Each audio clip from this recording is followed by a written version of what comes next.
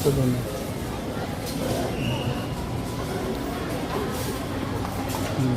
15% pala, nagkamali ako.